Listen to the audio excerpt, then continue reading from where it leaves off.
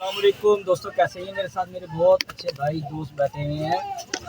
आरिफ भाई अभी इन्होंने माशाल्लाह रिसेंटली बहुत अच्छे से शिकार मारा है। गुलफाम वगैरह भी मारे हैं, डमरे बोरी अल्लाह पाक ने हर किस्म का शिकार दिया है। जबकि चनाब का पानी बड़ा ख़राब है।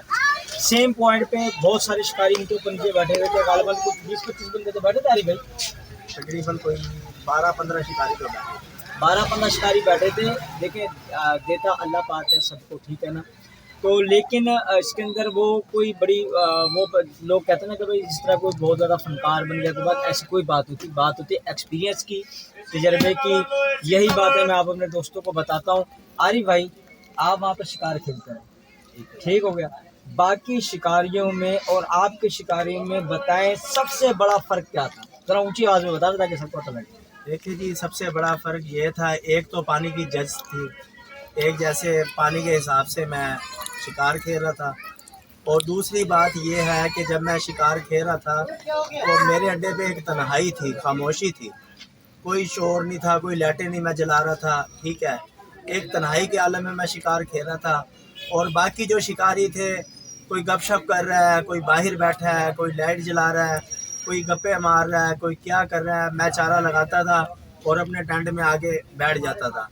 जिस टाइम मुझे चाल मिलती थी मैं चुप करके जाके दाना निकालता था, बांधता था, दोबारा चारा वगैरह चेंज करके फिर अपने टेंट में आके बैठ जाता। मैंने अपने अड्डे पे खामोशी रखी, तन्हाई रखी।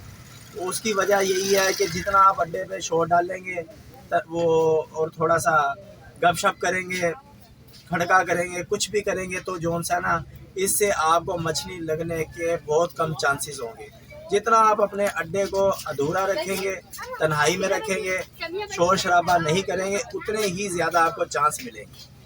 देखें जी दोस्तों, हर चीज़ का एक्सपीरियंस है। देखो कोई बिल तो नहीं आ रहा, किसी का कोई खर्चा हो, किसी का कोई पैसा लग रहा हो। देखें बात होती है सारी एक्सपीरियंस की। ये बात देखें, ये मैं इस दोस्त के मुँह से इसलिए करवा रहा हूँ, ये बात मैं पहले बहुत पहले वीडियोज़ में कर चुका हूँ। लेकिन एक बात मैं आपको बता रहा हूँ, आपको डायरेक्ट उस शख्स से हालिया मिलवा रहा हूँ, बात करवा रहा हूँ जिसने बिल्कुल रिसेंटली शिकार मारे हैं और जिसके ऊपर नीचे काफ़ी शिकारी थे और वो काफ़ी बाद में परेशान भी हुए कि एक ही जगह पर अच्छे साइज़ देखें, मोस्टर साइज जिसको बोलते हैं, कि जिसमें 8 किलो से प्लस साइज थे, 10 किलो का भी था, 9 किलो का भी था, मोराखे भी अच्छे साइज़ की थी, यानी कि हर किस्म की मछली थी।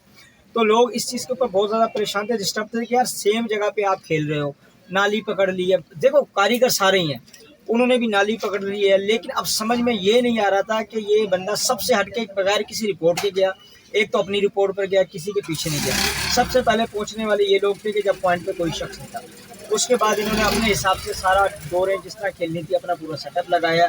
बाकी शिकारी आके डिस्टेंस के ऊपर बैठते रह गए हैं। लेकिन नाकामी की सबसे बड़ी ये वजह बनी कि पूरी रात की गेम थी और वहाँ पे लाइटें मारते थे, शोर शराबा होता था।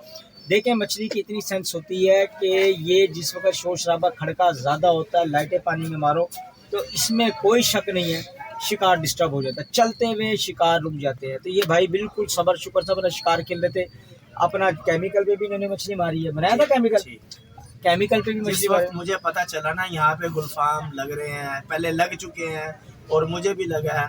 एक तो काट थी बहुत ज़्यादा, काट दे तहाशा थी, तो उसमें चारा जो सा ना 5 मिनट 7 मिनट खड़ा हो रहा था। फिर कुछ मैंने जो उस्तादों ने हमें बताए हैं केमिकल के बारे में, वो केमिकल खेले हैं। अल्लाह पाक ने जो सा ना इज़्ज़त दी है, मेरे मालिक का शुक्र अल्हम्दुलिल्लाह। मैं अल्लाह ताला का लाख लाख शुक्र अदा करता हूँ। और एक बात मैं आप लोगों से और भी कहना चाहूँगा कि जब आप कम हाथों पे शिकार खेलते हैं, 12 हाथ, जैसे ये देखें ये मेरी लेंथ है, ये मेरा जो मेरी लेंथ है ना ये 6 फुट की बनती है, ठीक है। तो कम हाथों पे जो शिकार खेला जाता है ना, 10 जैसे कि 10 हाथ, 12 हाथ, 15 हाथ, इसमें तो आप बिल्कुल भी जो सा ना ये शोर शराबा नहीं होना चाहिए।